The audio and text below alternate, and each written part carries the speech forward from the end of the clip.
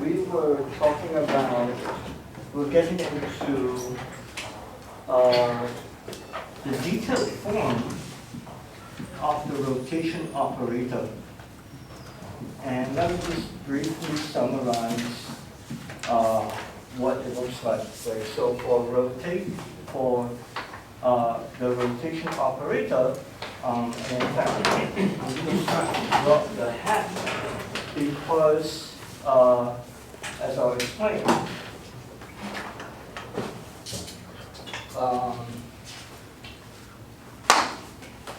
actually, let me start with the hat first.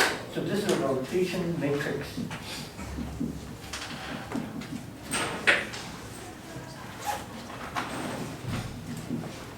And as I tried to say, and I will say more in a moment, it's really the first one here. If you turn on the AC for me, thank you.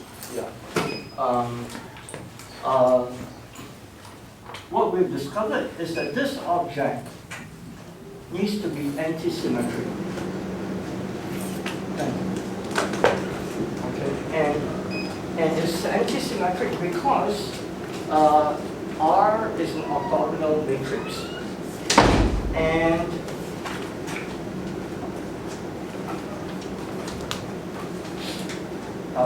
so this object here, this entire object is anti-symmetric because R is orthogonal. Okay, so I won't go through the argument again, but essentially any rotation matrix has to be the exponential of an anti-symmetric matrix. And so the key question then is, how do you figure out, how do you write down the most general anti-symmetric matrix? So in 2 dimensions, we wrote down that I, so in 2D, J is just 0, 1, minus 1, 0. Oh yeah, I should say, I may have forgotten to write an I in front of my J the last time. So please check your notes. If you're taking notes, please check it. But anyway, it's on the video also. I'm going to put it out soon. So if you see I left out an I, please put it back. And then, so that's the only one in 2D. So you will find that in 2D, in fact, what will happen is that the rotation matrix is just nothing but the exponential of minus theta times ij, where ij is just this matrix. Okay, I think I just gave away your homework problem. But 3D is a little bit more complicated. 3D means you now have a 3 by 3.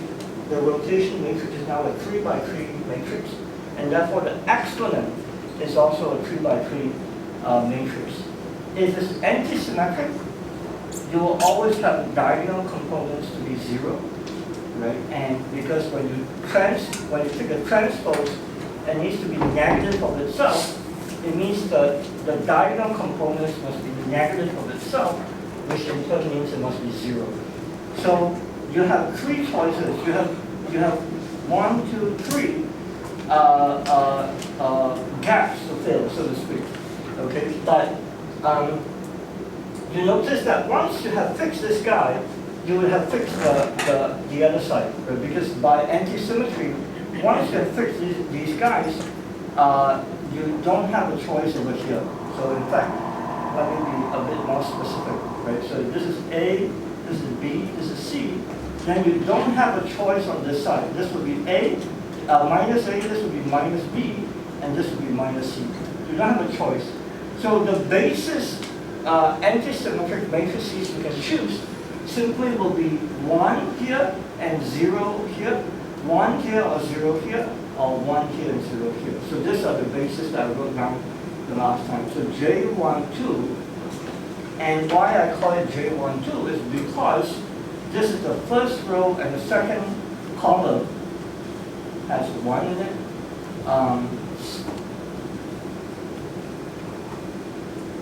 And this will be minus 1.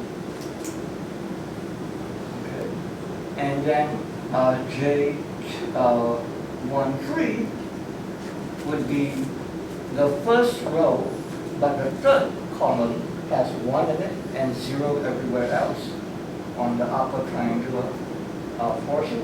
And then the lower triangular portion will be completely fixed. So this will be -1, this is 0, this is 0. And then J23 will in fact be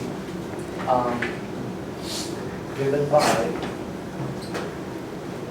second row, third column. So it's 1, 0, 0, 0, 0, 0, -1, 0, 0. So that's why I have these labels 1, 2, 2, 3, 1, 3. But it's also worth thinking about what it means. And this is why we do the two-dimensional case first. The two-dimensional case tells you that this and this are off diagonal because it came from the sign. Right? So it's cosine, cosine, minus sine, sine. We put out the minus sign, that's why there is a minus sign difference. But essentially, where the components are non-zero, so in this case it is the 1, 2 component and the 2, 1 component. In this case is a 2, 3 and a 3, 2. And then this is the 1, 3 and the 3, 1. Tells you that if you exponentiate this guy, you're rotating the 1, 2 plane. Okay, so the x and the y-axis, so to speak. This guy, if you exponentiate it, you're rotating, exponential of this is rotating the 2, oops, I'm sorry, I need 1, 2. You're rotating the 1, 2 plane. Okay, so if you exponentiate this guy, maybe I'll put a minus sign. If you exponentiate the 1, 3, J13, you are rotating the 1, 3 plane. Right? Because if you understand the matrix algebra, you see that the fact that it's off diagonal here and here, and 0 everywhere else means it doesn't touch anything that is not on the 1, 3 plane. In particular, the second axis is completely untouched. Okay. And then same thing here, exponential of J23 rotates the 2, 3 plane. So, I can face it in a different way, which I already alluded to. So if you rotate the 1, 2 plane, you are not, so this leaves the third axis untouched, unrotated. Right? So this, or you can just say that you're basically rotating around the third axis. If you rotate the 1, 2 plane, it's like saying that you're rotating along the third axis. And this is a special situation in the sense that in no other dimension does this happen. In the sense that when you rotate to a plane, only in 3 dimensions do you have a unique third direction to talk about. If you're in 4 dimensions, for example, 4 spatial dimensions, if you rotate the 1, 2 plane, you still have 3 and 4. So there's no unique third orthogonal direction to talk about, right?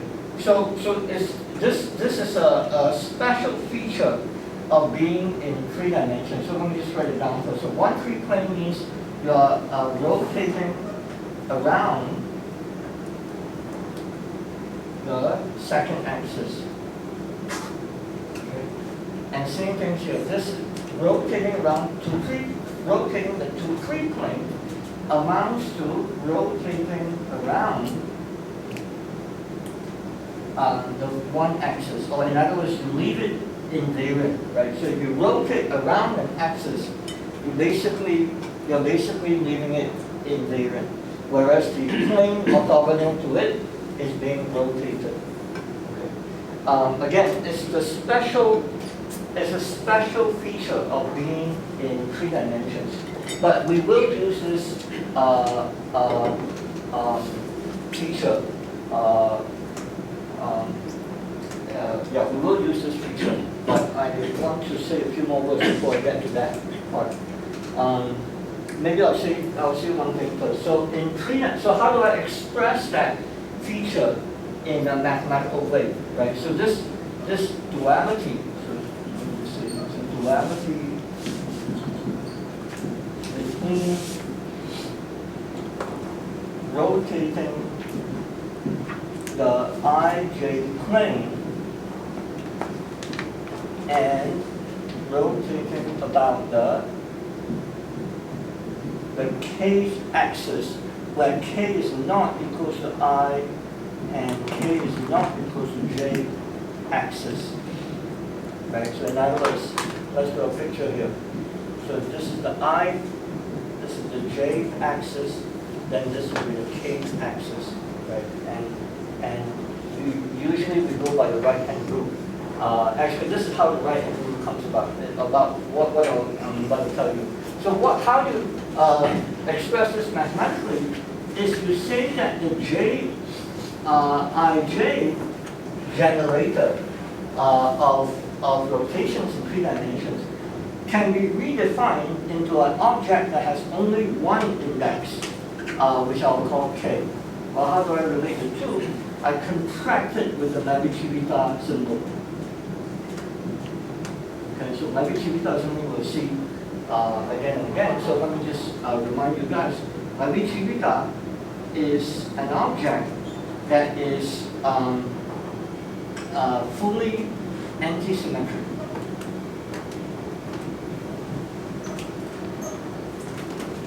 So what it means is that anytime I swap any of these indices, I get a minus sign.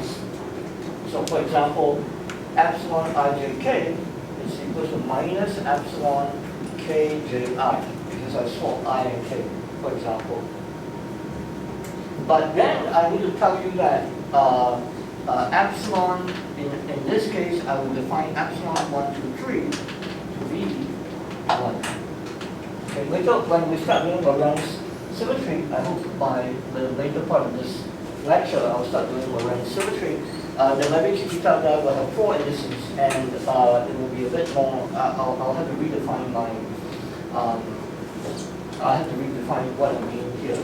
But for now, mathematically, epsilon 1, 2, 3 equals to 1. Okay. Then I claim that this object here would allow you to convert a rank 2 tensor into a rank 1 tensor. And this is invertible map. Okay, so this is an invertible object. I don't know what I wrote so far, so let me move it closer. So this guy can be inverted just by multiplying both sides by epsilon. So epsilon ijk contracted with k. Remember, there's a sum over I and j. When you do this, this will give you back j I j. Okay. And this is the mathematical expression of what I'm saying here, which is to say, if you rotate about the one, for example, if you rotate about the 1, 2 plane, let's do it over here.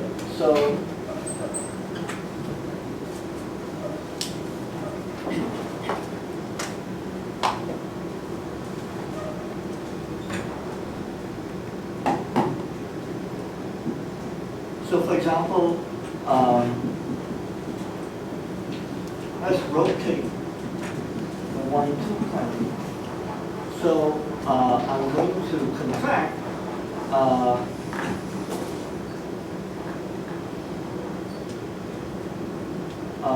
k with ijk equals to fjij. But if I want to rotate the one-two plane, then ij is 1, 2. So let's see what happens. So epsilon now is 1, 2, k, jk equals to j,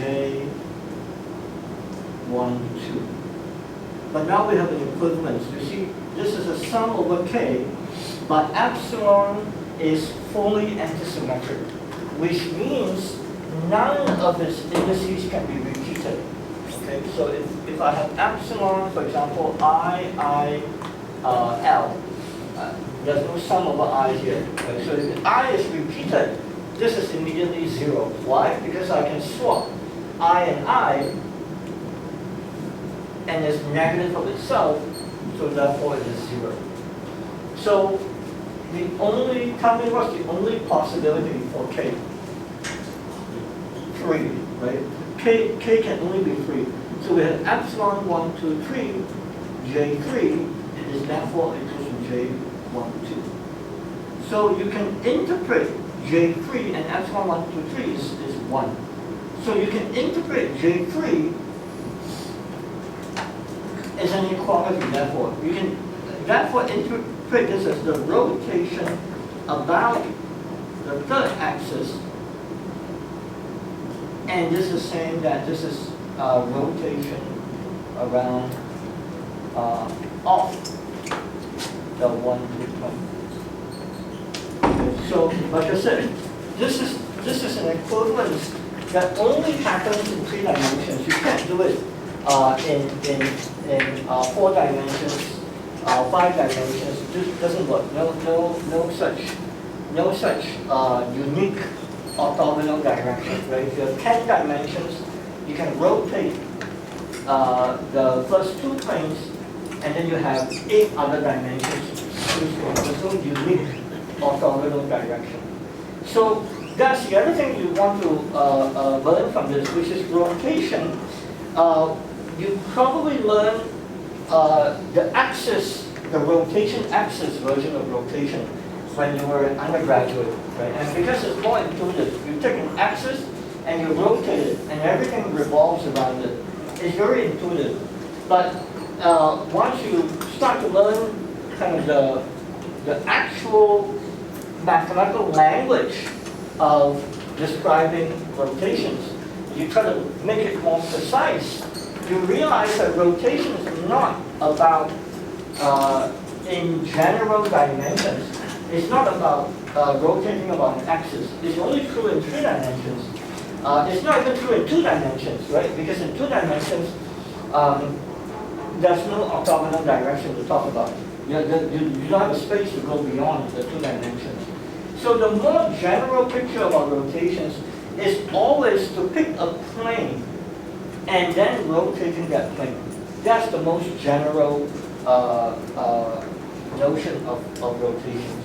And this is encapsulated in the fact that this scheme of writing down the generators will continue to work. You can try it in higher dimensions. So what we can count, okay? So we can count. Let's do it here. So how many generators, independent generators,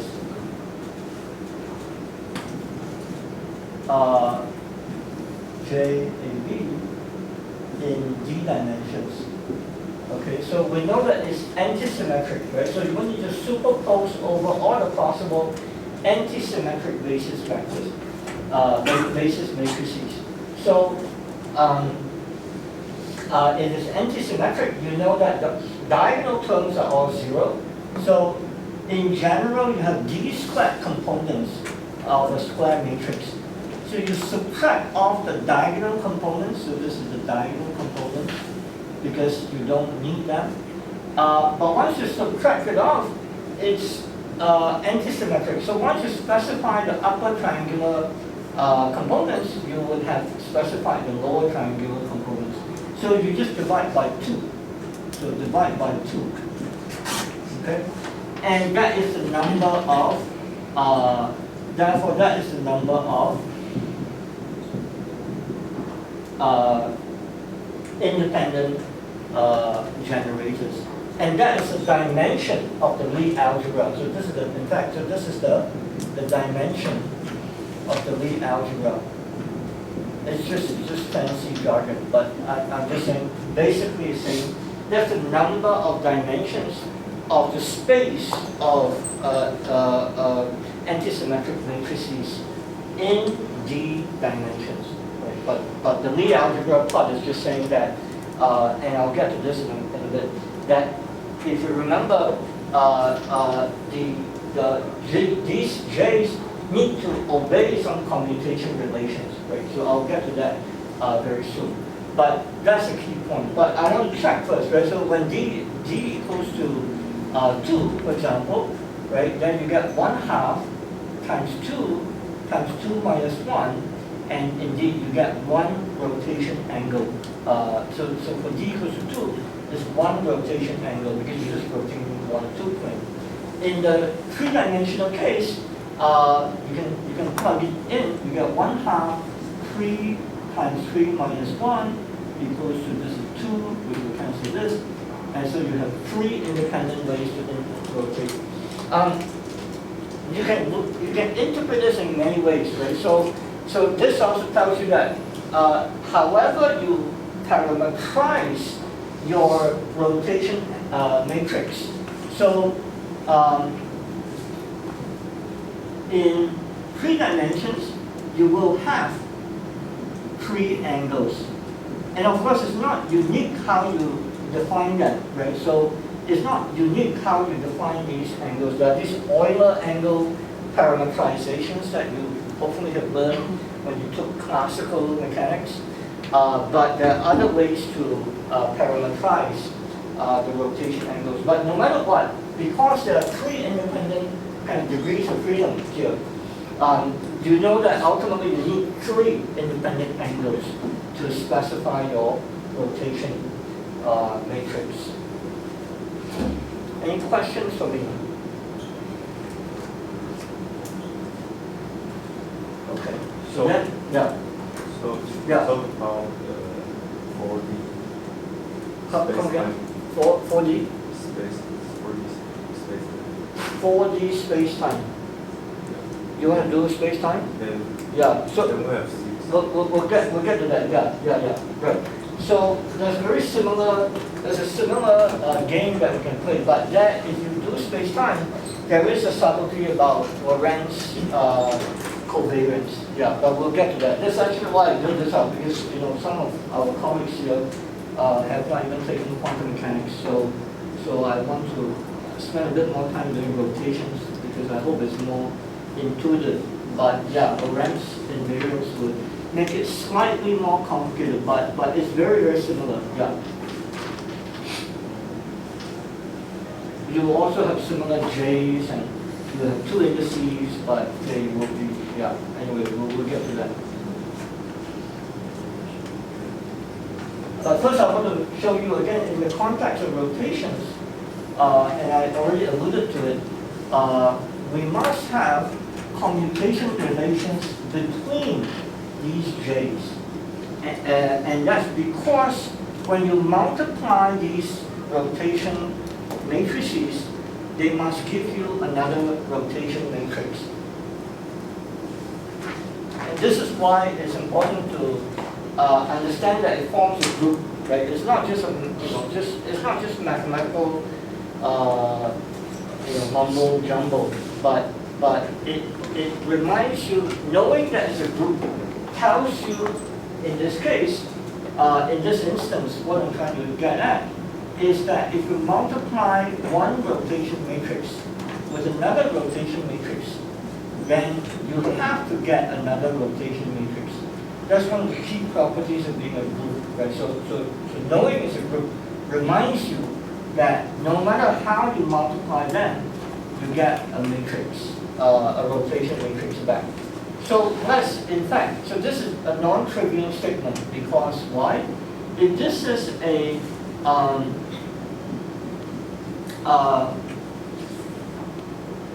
so what do we call this? Ij, Jij. By the way, so I should remind you guys, I wrote this down the last time, I defined this to be anti-symmetric. Because for example, when I write down in 3D, for example, when I write down omega ij, jij, what I want to say is that this is really three different, I can call it angles if I want. Theta 1, J1, 2, theta 2, J1, 3, and theta 3, J2, 3. Right? Because I know that these are the only three, these are the three independent generators. So when I write this down, it's just a shorthand to remind myself I'm summing over I and J, but I make it anti-symmetric so that when I sum over 1, 2, it's the same as summing over 2, 1, because it's anti-symmetric. And so I put in a 1/2 to avoid double counting. So essentially, 1 omega 1, 2 is theta 1. It's just a coefficient of superposition, right? Don't think it's some fancy thing. It's just a way for me to write in a more shorthand notation what superposition I'm trying to accomplish. But basically, this will be 1, 3, and then omega 2, 3 will be theta 3. They're just numbers. Okay? They're just numbers. In case it gets confusing.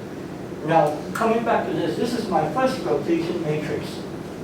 This is my second rotation matrix. I'll let you give it a different name. So A, B prime, J, A, B.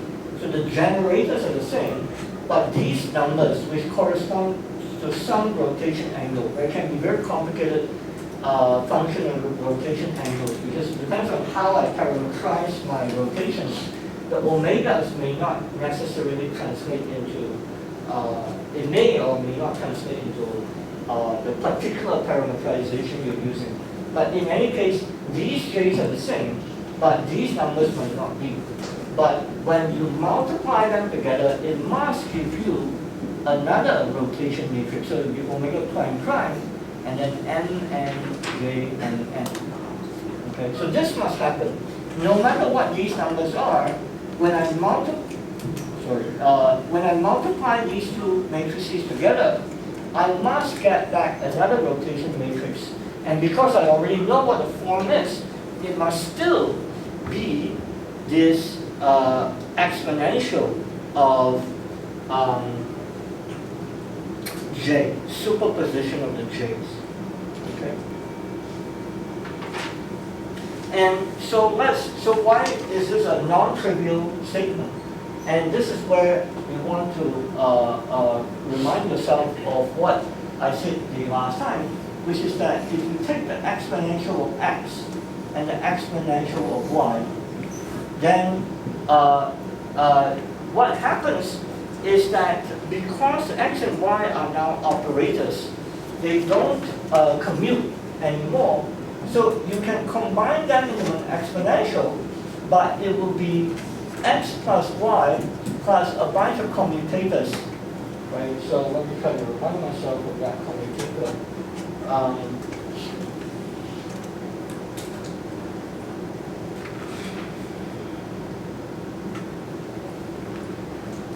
Yeah, 1/2 x comma y, commute with y, and so on, right? So I won't write down the higher terms because I've done it once. But there's an infinite series of commutators. And this is why we impose the requirement that these J's must obey a Lie algebra. These J's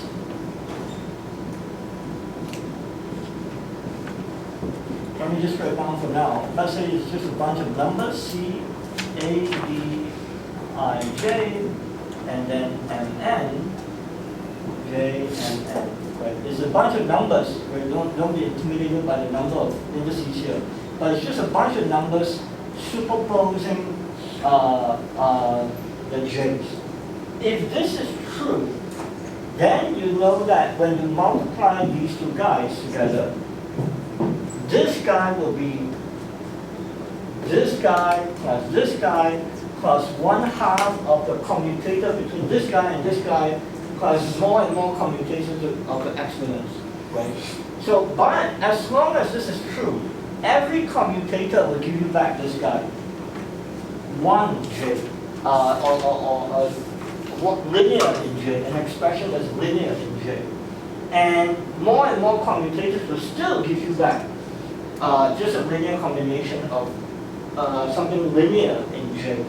Okay, and that is why you are guaranteed to get back this. Otherwise, if it's non-linear, then it wouldn't be an exponential of some linear in j, but it must give you back something linear. So what you can see is that this omega prime is going to be a very complicated admixture of these omega and omega prime. Okay, it's going to be very complicated. That is going to be non-linear. The higher terms you go, the more and more complicated it is. That's why rotations beyond 2 dimensions is very complicated, right? This is not the way you calculate rotation matrices in general. We do this because of the symmetry properties that it's going to help us understand. Okay? So what is it? So I keep saying this, but so what is it? So what are the commutation relations? And this is where we need to write down what I said earlier a bit in a bit more mathematical form so that I can write it down more succinctly.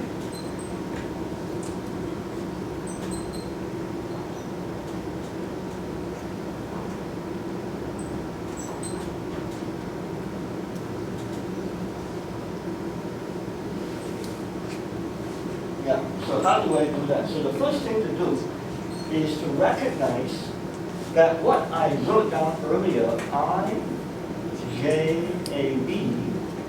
So remember I wrote down the basis. Let me put a hat on it because it's a matrix. Remember that what I wrote down earlier was zeros on the diagonal and just one on one of the off-diagonal terms. And then everywhere else is 0, and then the lower diagonal, lower triangular guy would be minus 1. How do I write that down? So it turns out you can write that down in terms of Kronecker deltas. So firstly, this is a matrix, right? So this is in d-dimensional space, this will be a d-dimensional matrix. So I can ask, what is the ij component, the row, the ith row and the jth column of the AB matrix, where AB is a matrix label, which matrix I'm talking about. And ij is the row and column of this matrix. And it turns out, you can check for yourself that this is going to turn out to be just A, B, I, J, and I like to use this anti-symmetric symbol. So when I put a square bracket like that, it means I sum over all the permutations of this, and I add a minus sign. So that by the time I get to this expression, you can see if I either swap A or B, or if I swap I and J, you'll find that this whole thing is anti-symmetric in both IJ and in AB. Okay?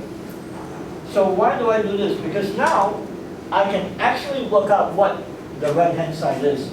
So because this is now just a matrix, essentially just matrix multiplication, right? Because I've specified the components. So I won't do it here, but you can find this in my notes. I will link it to my, I will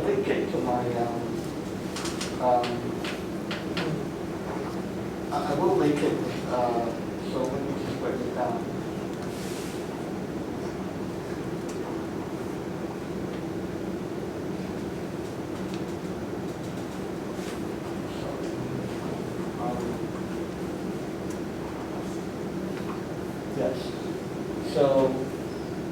JKL, JMN is going to turn out to be minus I connector K M N L, and then minus the K and L swap. So L and N K. Okay. So you can check this. So what it means is that if I want to construct a rotation operator, and even if I didn't know what these J's were, when I want to write down a multiplication group for these rotation matrices, that means I need to know these guys, right? So if I told you what these J, what my exponential was, but I didn't tell you what the explicit form of J is, I can still work out what the result is when I multiply these two guys, because of this group, right? It's going to be very complicated. I have to work it out infinite number of times, but in principle, it's something that I can do, right? At least term by term, maybe up to some order. But in other words, the Lie algebra. Let me just say this. This is the Lie algebra of SOD. Okay, the special orthogonal D-dimensional group. And let me emphasize what I just said in words. The Lie algebra determines let me write it up the steps. I can't read that. So the Lie algebra determines the multiplication groups.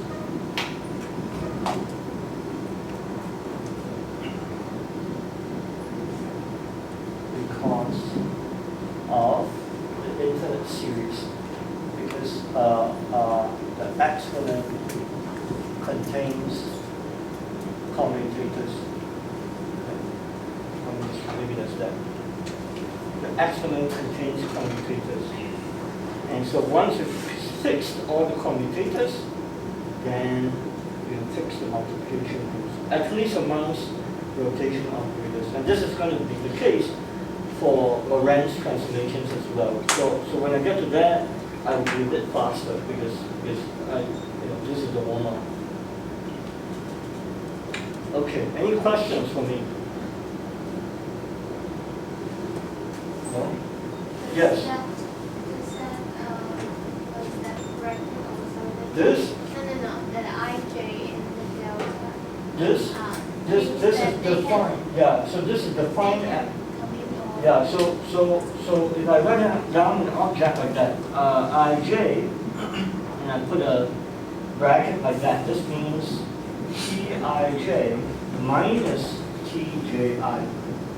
Okay, if I can go to higher indices, so for example, if I write down Ijk, this means I write down Ijk, first I write down all the permutations. So there are 3 indices, so there are 6 permutations, right? 3 factorial is 6. So I get Tikj, I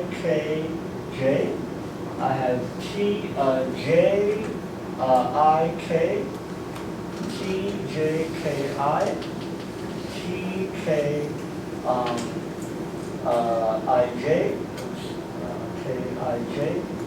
and then Tkji. Okay, so first you do that. You write down all the permutations. Then, if it's a square bracket, then what you do is you look when the ijk will be class 1. But when you look at the other terms, you look at how many permutations it took to get from here to here. So for example, from here to here, you swap JK, right? So you took 1. So therefore you put a minus sign. Okay? And this one, JIK, what did I do from here to here? I swap I and J, right? So put a minus sign here. From here to here, what did I do? Well, I don't need to compare with this. I can compare with this guy because to get from here to here, I swap I and K, right? Which means from here to here, I can think of it as I swap one time, I swap another time. So it's plus. Minus 1 squared, right? So this is minus 1 to the 1, minus 1 to the 1 is minus 1 squared. Same thing here. So Kij, I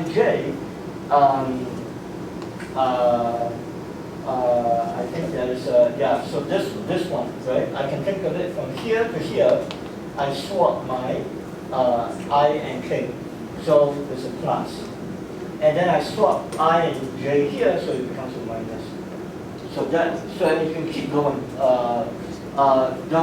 So what's the point, right? So you should always ask, what's the point? The point is that if you have a multi-index object, this is a way to create from it a fully anti-symmetric object. So I claim that you can check this object, no matter which pair you choose, right? There's 3 choose 2 possibilities. Ij, Ik, Jk, when you swap them, you will find that this whole object is anti-symmetric because of this construction. Because of this construction. Okay? Yeah. Just like, for example, this guy, right? So if you swap Ij, you get this object. If you swap Ij here, you get back this. But that's because of this relative minus sign, this becomes this becomes this. The whole thing becomes a minus itself. Right? In other words, what I'm saying is this guy is minus of itself because of this construction. Okay. Yeah. Good. Other questions for me? Yes. So you just write out that IJAB, IJ is the first connected together. It can be defined by this. You're asking for this, right? So this is the Kronecker delta representation of what I wrote down explicitly for 2 and 3 dimensions just now. Do you remember? So 2D was 0, 1, minus 1, 0, right? This was Ij. And then 3D was that was 0, 0, 0, 1, minus 1, 0, 0, 0, 0, and so on. You remember? So I claim that this is this guy. Just try it out. Okay? So we just need to check AB as 1, 2, That's right, exactly. Yeah, exactly. So you just plug in AB. First thing to do is you plug in A equals to B. Okay? Then I guarantee that is 0. You should check that. Or I equals to J, it will be 0. So the first thing to realize is that A and B cannot be equal, and I and J cannot be equal. Otherwise, you just get 0. Nothing to talk about. Now, then you plug in exactly as you say. AB for 3 dimensions can be 1, 2, 1, 3, and 2, 3. Right? Because now you know they cannot be the same. And then you try out what the I and J can be. And you can basically construct from this formula, you can construct all the three generators that we wrote down explicitly just now. Yeah. And the reason for doing this is just so that you can do it in any dimension, right? Because in 3 dimensions, you can just write it down explicitly and compute this. You can compute this, right? Yeah. Yeah. So the generators can obtain Pauli matrices. Yeah, so the Pauli matrices will come in very soon. In fact, let me do it now, okay? So that to answer your question, let me show you why the Pauli matrices are important. So remember that I told you that why we're doing all this is not just so that we're studying rotations, right? I mean, last time we checked, the course is called quantum field theory. So how come this crazy guy is talking about rotations, right? So the reason is because we want to import or export our notion of symmetry, in this case rotation, to the quantum regime. We want to realize it on the quantum systems. So we need to find a way to, in fact, perform rotations not just on space itself, but also on quantum systems. And this will turn out to be very similar to what I wrote down. I gave you a very simple example the other day about converting rotations in 2 dimensions, rotation matrices in 2 dimensions, into complex numbers. So that's called a group representation, right? The spirit of what we're going to do for quantum mechanics is similar to that, which is to realize that what is the content of rotations comes in a lot of it comes in its multiplication groups, right? So one of the things that you want to preserve is if you want to import, I don't know whether to call it import or export. You want to import or export rotations, the notions of rotations, to the quantum regime, the quantum realm, right? That means that you want to cook up some linear operator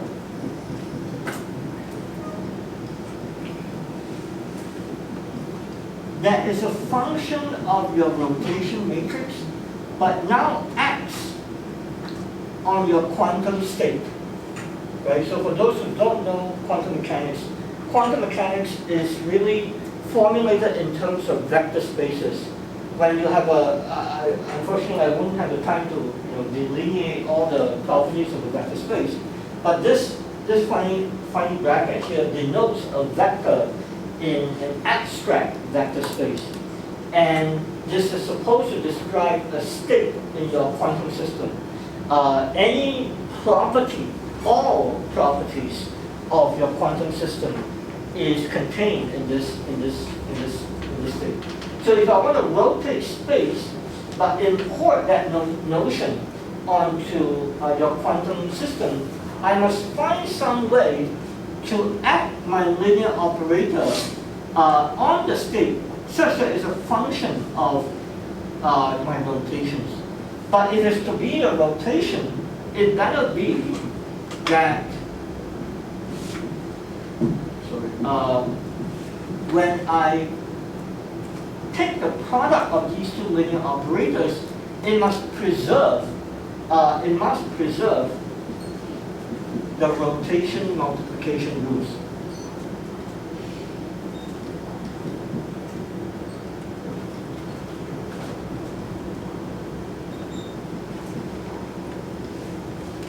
Right, so what does that mean? It means that the final product, the final linear operator I have must be d of the product of these 2 guys. Okay?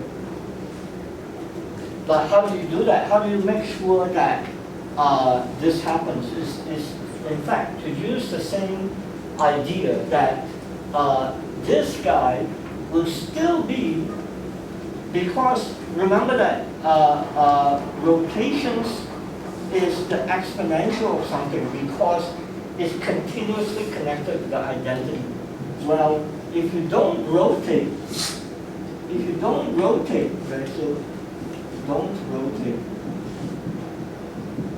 which means it's just identity. It better give you the identity operator in this linear operator sense.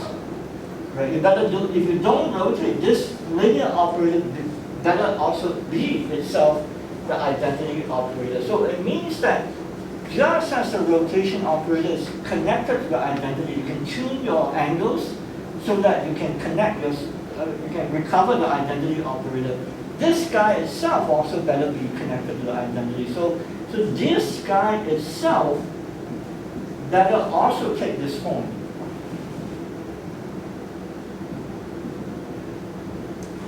But now this J is not a matrix anymore, but it's an operator, a linear operator acting on your quantum Hilbert space. Okay, I'm just going to be a bit rough here. This means here the vector space stand by your physical system, your Hamiltonian, determined by your Hamiltonian. Okay, so what it also means is that if the rotation, so strictly speaking, I should have put a matrix hat on all of this. I'm sorry, I hate the Google. Nobody bothered to. Right, I said that I should get a superposition of J's, but nobody stopped me. Where are the J's? This is the J. So I'm sorry. So this is supposed to be for the matrices, but so in other words, in this case, just so that people are not confused by what I just did, right? Again, I'm supposed to get a linear combination of J's on the right-hand side. So these are the linear combinations. So the connector deltas, in fact, are the C's over here. Okay, just to make sure that people don't. So can you write down the definition for JAB, IJS, connector delta, and You want to write it again? You mean this? This? You want to see this again, right? A, B, I, J. Is that what you want to see? Yeah, but let me continue, okay? So I want to finish my sentence. So if you now think about it in terms of linear operators, and you expect it to produce this multiplication group, then what you want to do is to make sure that these operators, these are now operators, not the same matrices anymore. But if they have to preserve the multiplication rules, and remember multiplication rules are determined by the Lie algebra, right? This is this statement over here. The multiplication rule is determined by the Lie algebra. So therefore, these operators better also obey exactly the same Lie algebra. So running out of ink here, so let me just write it down again. So now I just write down exactly the same thing, just that I don't have the hat anymore. So it's JKL, J and N, but now these are operators. No, acting on your quantum Hilbert space, no longer matrices, but they obey the same Lie algebra. So let me write that down. K, M, J, N, L, minus connector L, N, K. Okay, so exactly the same. All I've done is I dropped the hats on it, because here I worked it out from the matrix representation, right? But here, these are actual operators acting on your vector space. Okay, so again, they're not the same thing, but they must obey, I claim, which I try to motivate, that they must obey the same Lie algebra because they need to give you the same multiplication rules, right? In other words, this is e to the minus I over 2 omega AB, JAB, except that these are not the matrices that we were talking about just now. These are now operators. These are the numbers that came from this guy, and then multiply it by e to the minus I over 2 omega prime, and N, J and N. Again, these numbers came from the rotation parameters, but these are now the operators associated with whatever is acting on this guy, But altogether, it must give you e to the minus I over 2 omega prime prime, let's say KL, J KL. Again, this guy is the result of multiplying these two guys together, whatever final rotation parameter that is. But this is now, again, an operator acting on this guy, no longer a matrix. Okay? And so, but again, to get from here to here, you're guaranteed that will happen if they obey the same matrix, same multiplication rules, the same algebraic rules as the matrix counterpart. Okay. Yes. So the quantum state can be Yeah. spinors which are Yes. spin up and Yes. spin down. Yes.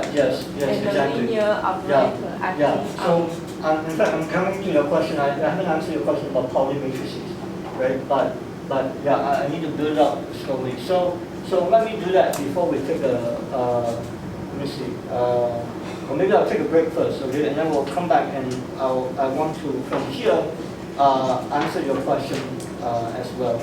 So let's take a 10-minute break, and I'll come back at 2:10.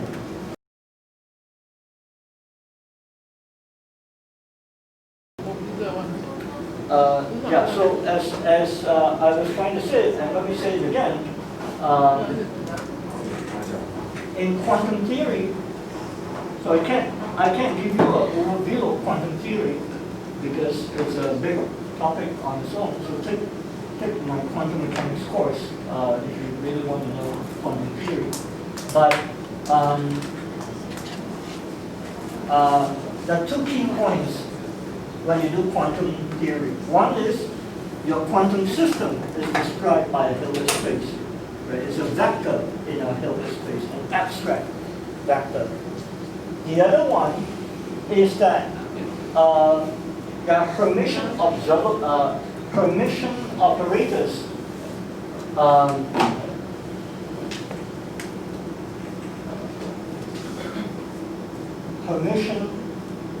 operators correspond to observables. For example, angular momentum is one. Okay, so in fact, let me go straight to that. So let's now focus on the situation for 3D rotations.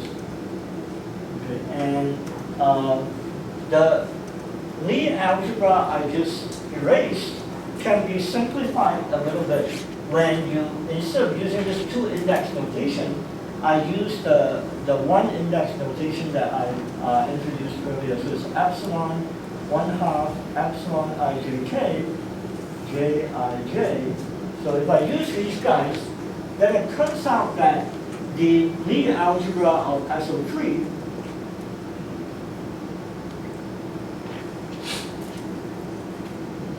can be simplified in the following way. It's JA commute with JB is now I epsilon ABC JC. So there's a sum over C. But remember that when A and B are distinct, actually the C can only be one number. So if A and B is 1 and 2, C can only be 3. Or if this is 1 and 3, C can only be 2, and so on. Right? So actually, you can write it out explicitly. So for example, you will find that J1 commuted with J2 will give you I epsilon 1, 2, 3, J3, which is just of course I, J3, and then 1, 3, for example, will give you I 1, 3, 2. Remember, the last number has to be distinct from these two, so it can only be 2. And 1, 3, 2 is minus of that, so it's minus I, J2, and then J2, 3 is I, 2, 3, 1, J1, and this is 2 swaps away from this, so this is actually ij1. Okay? So you can write it out explicitly, or you can just subsume all of them into one statement using the Navier-Chibita symbol. Okay? And so why it's important is because when you take quantum mechanics, I can only give you a very short summary. You'll find that all these guys are permission. These are permission. And not only that, you can also find that J, what I like to call J squared, which is just a sum over these guys, Ji, so there's a sum over this all. This is just Pernecka I, J, J, I, J, J. Okay, this guy, J squared, commutes with all the J's. All the J's. But notice that they don't commute amongst themselves.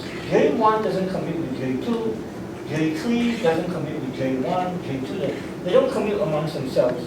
Okay? So it's a theorem in linear algebra that operators, permission operators, I should say a few things, right? You have to remember you guys have never taken quantum mechanics before. So why are permission operators important? Permission operators, I don't need to make fun of you guys, I just try to remember that you guys have never taken quantum mechanics before. So don't take it the wrong way. I'm not trying to shame you or whatever, yeah, don't take it the wrong way. But why are permission operators important? Because they give you real eigenvalues. And why are real eigenvalues important is because it's part of the postulate of quantum mechanics. When you make an observation, when you set up an experiment to try to measure the thing associated with these operators, these guys here, when you try to if it's a permission operator, actually it will turn out that these J's are the permission ones. If you try to make a measurement, set up an experiment, try to measure the thing, whatever the thing is, associated with these operators, you will find that the outcome of the experiment can only be the eigenvalues of these operators. It's just a rule of quantum mechanics. You cannot find half the eigenvalue or pi of it. No, not possible. You can only find one, the outcome can only be one of the many eigenvalues of this operators. So for example, I'm about to tell you that J squared is Hermitian, J are all Hermitian. So if you try to set up an experiment, you can, for example, measure the angular momentum. It turns out that this is related to angular momentum. You can measure the angular momentum in the z direction.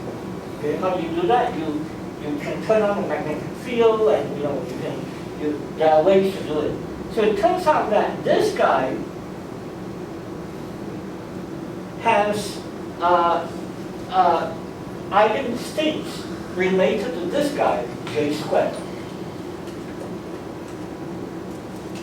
So I'm just going to summarize it.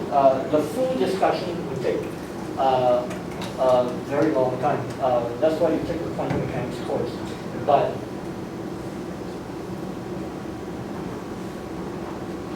let me just write it down and then I'll explain. Okay. Any other questions for me? So it means that four matrices are the generator of linearity. These guys, yes, they are. They are. As you may have learned in quantum mechanics, undergraduate quantum mechanics, where this is where spin comes from. That's exactly right. Yeah. Oh, so I should say, yeah. So yeah. Thanks for asking that question. So I should say one more thing before I do the metric. So this, in fact, is an example where the departure from classical angular momentum occurs.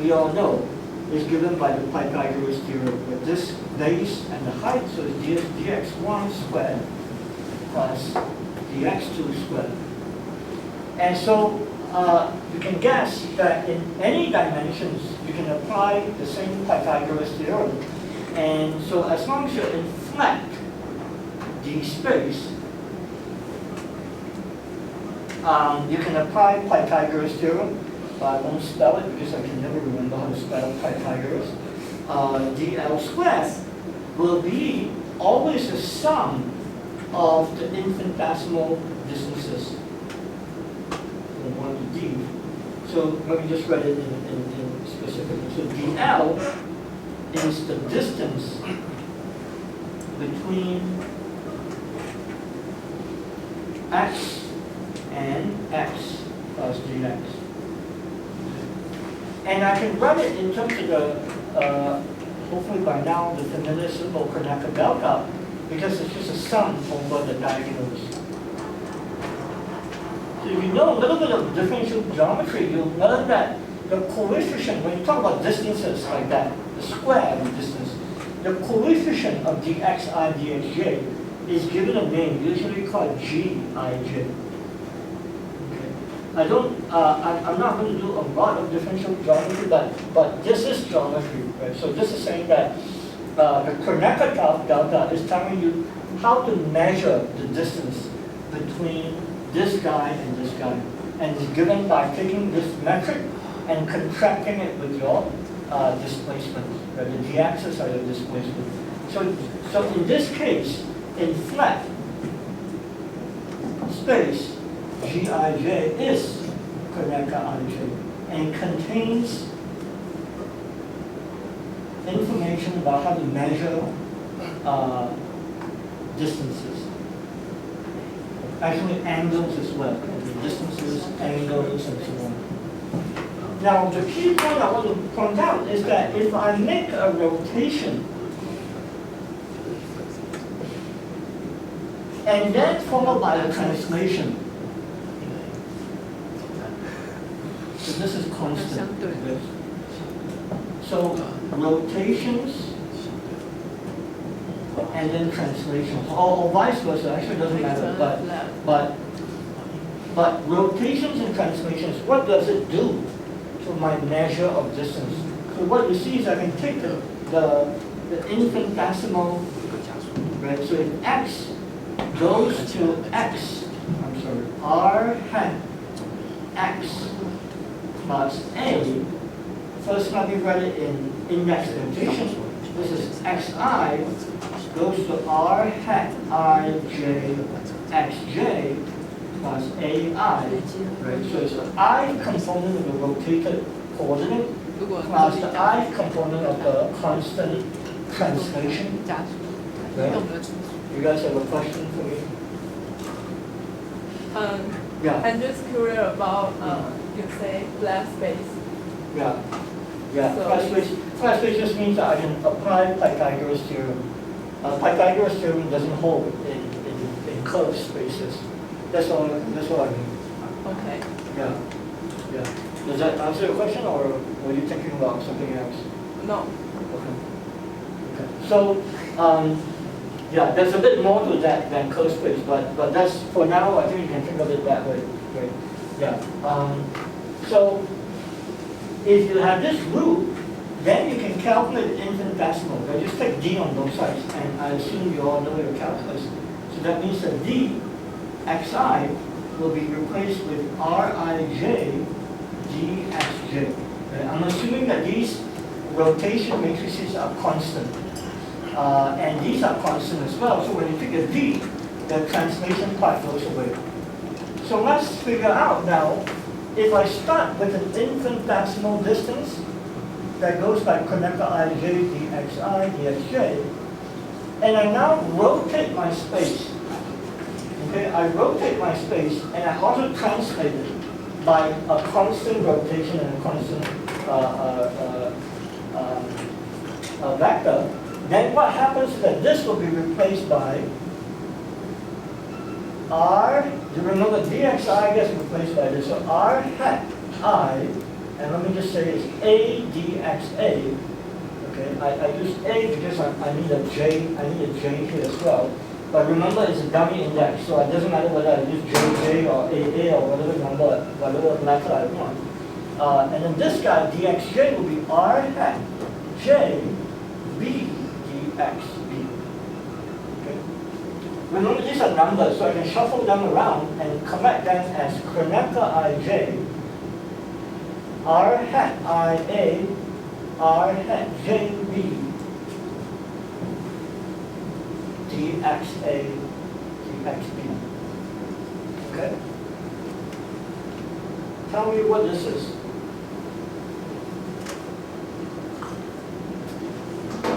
What's the main definition of rotation?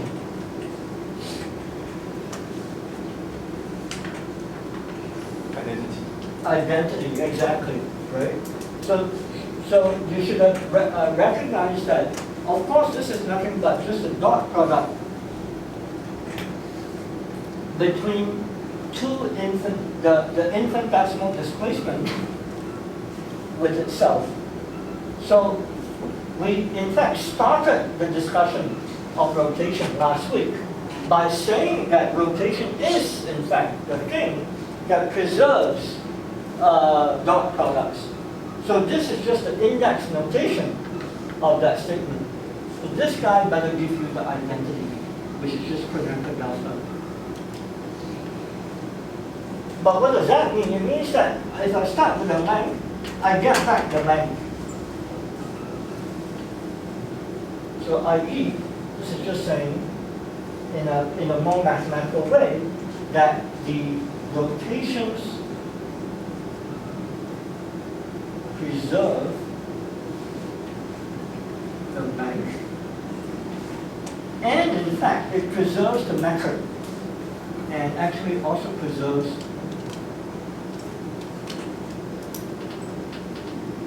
the metric.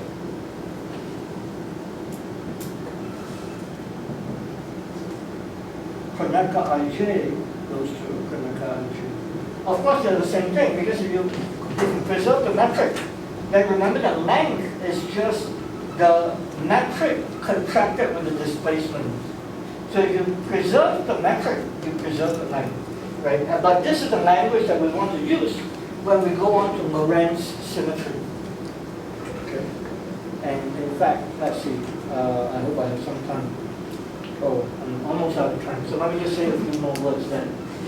But that's where we're going. Okay.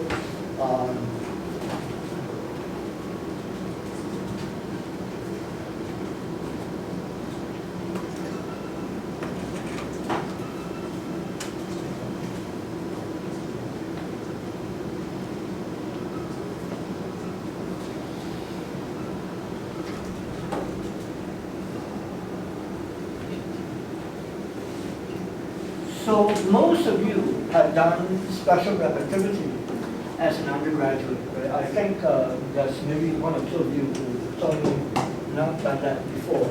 But unfortunately, I have to give you the full technical version of it straight on for those who have not seen it. But it's not terribly difficult if you are able to absorb what I've been saying so far. Okay? So now let's start to do Lorentz. And later on, we'll do what's called the Poincare symmetry.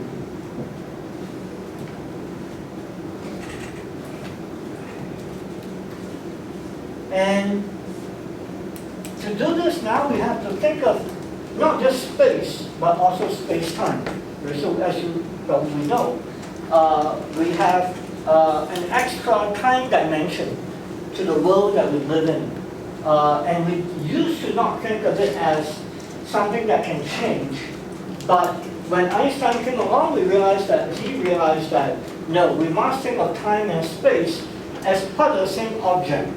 In other words, it can kind of transform into one another in some way.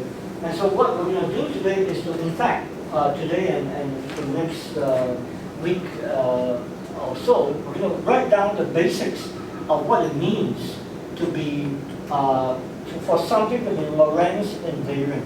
Right? In particular,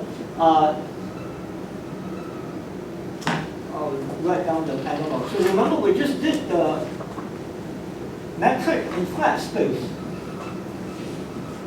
So this is flat space. But you can ask the same question in space-time. So if I have x, so in space-time, now what I would have is I need to append time to, or prepend time to my space coordinates. So now I'll start to use Greek alphabets. So Greek alpha, beta, gamma, delta, and so on. All these are Greek letters. And they'll all run from 0, 1 through capital D. Or sometimes I will use little d, which then will run from 0, 1, all the way to d minus 1. So d, capital D is the number of space dimensions, whereas little d is the number of space-time dimensions. Right? So in other words, d, little d is capital D plus 1. Okay. And if I use Greek letters, I mean space-time. If I use English alphabets, I-J, A, B, I-J, and so on, those will run from 1 up to D, or 1 up to little d minus 1. Okay. For the most part, we'll do 4, 3 plus 1. Okay. So we live in 3 plus 1 dimensions. And this notation you should see a lot. This means 3 space, and this is 1 time. And so for example, x mu in this case will be t x1, x2, x3, or sometimes I'll just use x0. Okay. But in general, what's the analog in space-time? And this is where we'll end. Okay. So in general, what will happen is that if you want to know the distance between x mu, which is a point in now, not just in space, but in space-time. Okay, so you have time, and now you have space, and now you're asking, if I have x mu here, and then maybe x mu plus dx mu, what is the distance between these two guys? And it turns out now that the answer is more non-trivial. Okay, the answer is non-trivial because it turns out the square, I have to put a quotation in square. Okay, it's square because it's not really a square, it's an indefinite metric. So it will turn out to be c squared, dt squared, minus dx dotted into dx. Okay, so I use first dot product notation. But you will see that what I can do is I can write this as firstly c squared dx0 squared minus Kronecker ij dxi dxj. Okay, and then I'm going to do something that will make you very possibly quite uncomfortable. Right? So I'm going to put c equals to 1. Oh, this guy is really lazy, man. What is this? Why is he setting it to 1? Is he just lazy? So yes, the answer is that physicists are lazy, but we are also pretty clever. Okay? We're lazy in a way. So I always tell people, if you want to be lazy, make sure you can get away with it. Okay? If you're lazy and you don't get away with it, then you're just a dumbass. Okay? But of course, it's a joke, but that is the reason why we set C to 1. But since I'm out of time, I will explain this in the next class. Okay. But what is important is that if you now believe that for the moment that we can be lazy physicists and just go ahead and do c equals to 1,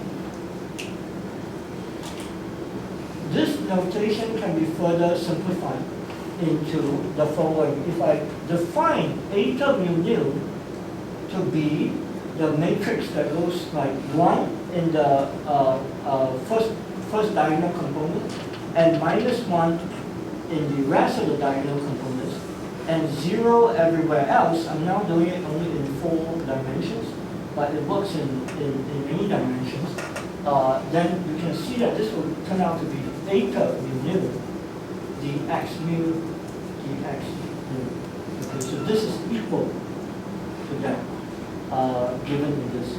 So the special thing to note is, of course, now we have an indefinite metric. You have a relative minus sign between the time components and the space components.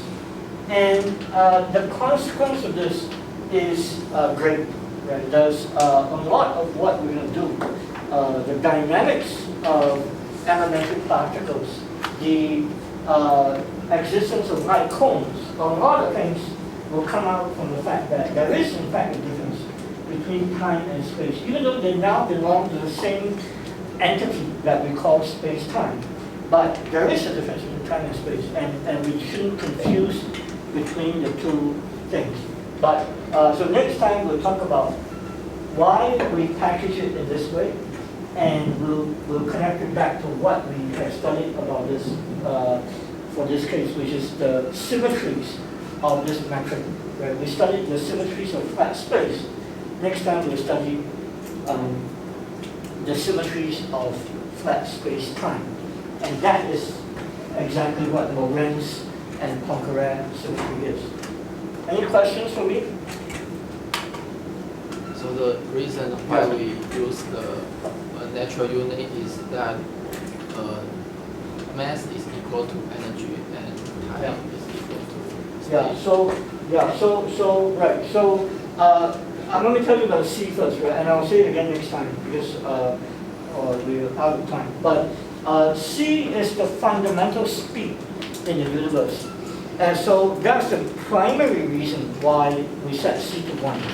When you have a fundamental scale or fundamental thing in the universe that is intrinsic to nature, and when you're doing fundamental physics, that is the quantity that will show up all the time. And therefore, you use it as a base unit. So in this case, when I set C to 1, it is partly because I don't want to distract myself too much, right? So that's the lazy part, right? I don't want to distract myself too much, so I want to set it to 1. But the more fundamental reason is because C will show up repeatedly throughout relativistic quantum field theory, because it's such a fundamental quantity, right? It's relativistic. So every time you do something relativistic, C will be there. So you may as well set all the C's to 1 so that every time you're talking about speed, you measure it with respect to C. That's the key point. So later on, I'll give you the same pep talk about H bar, and then you'll hear me say it again. But in that case, H bar, when I set it to 1, would be for angular momentum. So it turns out that, or action actually, the more, but I'll leave that discussion for later. Right? But again, the fundamental unit for action is H bar. Other questions? Yes? I'm still curious about the flat space contradictory to curved space. So the flat or curve are based on the observers in their coordinates, or? So you want a technical definition of curved space? Curved space is basically if you, let me just give you an example. Okay? So if you try to transport your vector, you try to parallel transport your vector, and you come back to the same point in space, if you find that when upon parallel transporting your vector, you don't get back the same vector, then you are in curved space.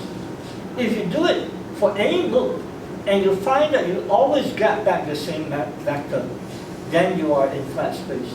That's the precise definition of flat space, flat versus curved. So an example is, we know the sphere is curved, but how do you relate that to what I just said? Okay, so imagine you start from the North Pole, and you draw a longitude line, and then you have the equator. Draw another longitude line. Okay, so we know that this, if you use spherical coordinates, this is the line of increasing theta, right? So fixed phi, but increasing theta, right? So you can think of it as basically, this is the direction of the partial derivative of theta, because it tells you what happens when you increase theta. By the time so if you parallel transport this, it will keep pointing along this longitude line, all the way until you hit the equator. Okay? And then you can then continue to transport this guy along the equator. Why do you know that can be done? Because all the longitude lines hit the equator at perpendicular. So you know that as you parallel transport this d theta vector, it will remain orthogonal to the equator because all the longitude lines hit the equator at 90 degrees.